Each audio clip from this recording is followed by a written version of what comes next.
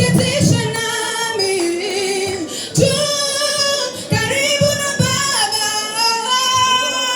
Nitampa utukufu, nitampa heshima, sababu alilishika neno langu.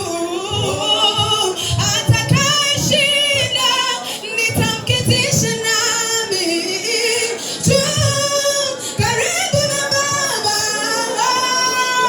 Nitampa utukufu, nitampa heshima, sababu alilishika neno langu. Uwe mwenye kukesha, uwe mwenye kukesha.